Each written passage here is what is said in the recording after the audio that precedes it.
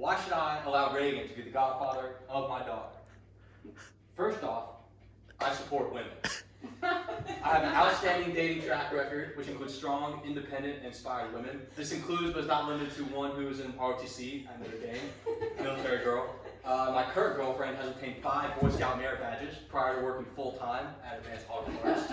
She's a risk management major, and she's quoted with saying, "It's worth the risk." I thoroughly enjoy music by strong women for strong women, as you can see in the top corner.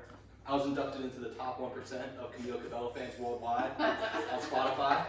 I have streamed over 26 hours of Ariana Grande alone in the year 2019. And I've attended 3 Taylor Swift concerts and 1 Miley Cyrus concert, and I would recommend. As you see, my top artists of all time are Avril Lavigne, Ariana Grande, and Nas. Nas doesn't fit the picture, but it's okay. Now, Allison, I understand that we don't know each other that well yet, so I want to give you some more background on my life and my past, my present, and my future. I maintain many excellent friendships with women. You can ask around. I encourage you to ask around. Test my credibility. I was voted most likely to brighten your day by my high school classmates. That was my superlative. Now, unlike Uncle Dan, I went to high school with girls. So when she gets into high school, that's a road I know a lot about that Uncle Dan has 0 experience with. I fully intend on owning my own golden retriever one day.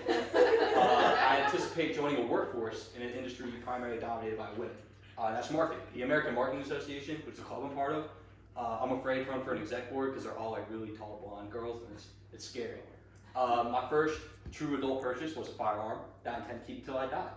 It's a shotgun that named Randy Mossberg, and I just want to remind you what Randy Mossberg's capable of. That 3 catches, 3 touchdowns, and 163 yards. Remind me what he's about.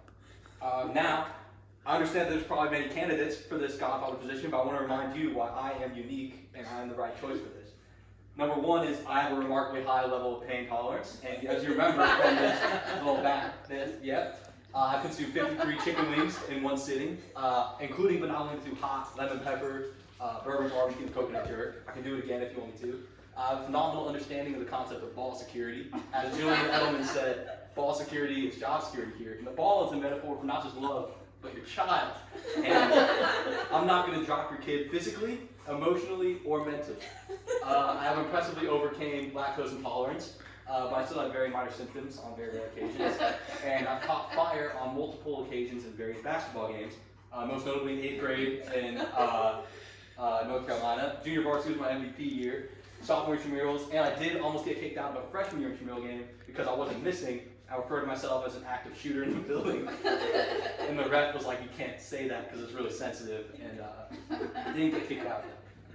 Now, I understand that there's potential concerns because I'm 20, and you know my cheeks are a little chubbier than when you last saw me probably, but I'll go through them. Number 1 is I don't eat fruit. I've never enjoyed fruit. It's gross. I don't like the taste, the texture. I've never liked it.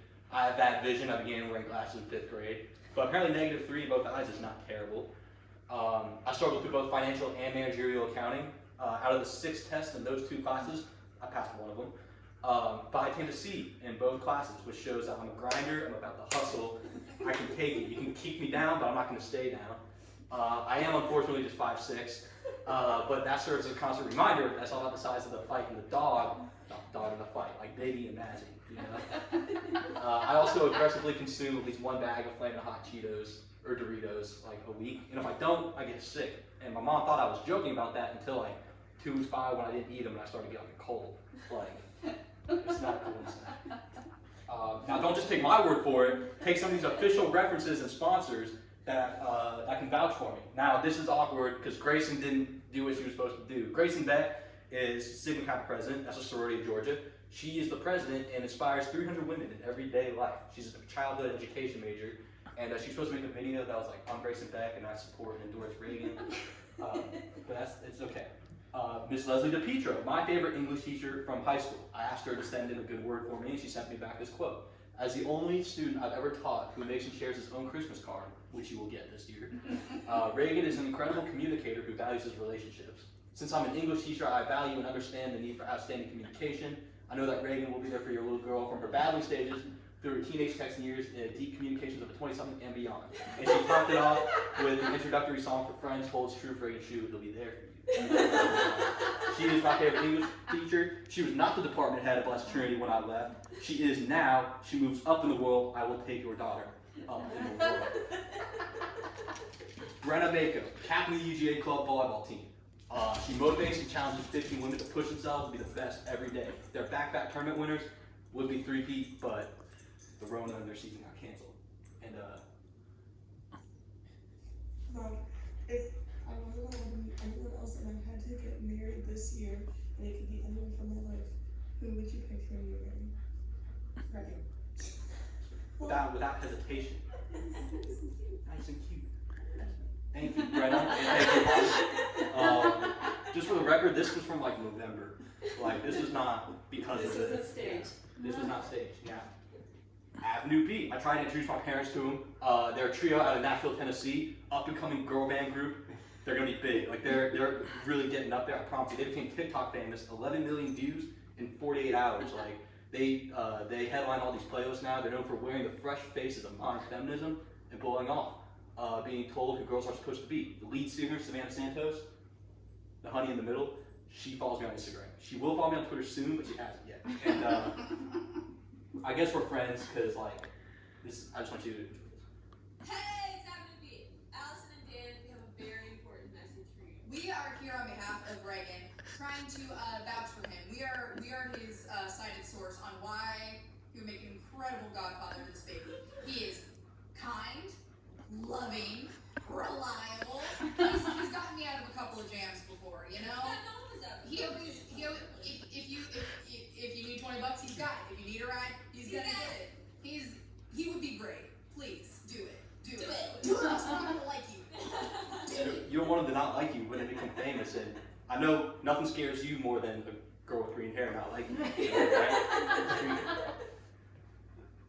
Now, I understand that The Godfather is a big role, and there are some great things that can happen, there are some things that cannot happen. Now, I've given some examples of great, capable Godfather figures and how they've affected people's lives.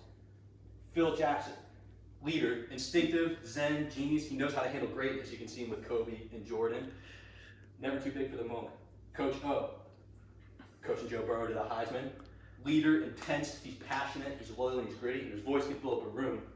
And I'm going to show you how powerful his voice is, as you probably all remember.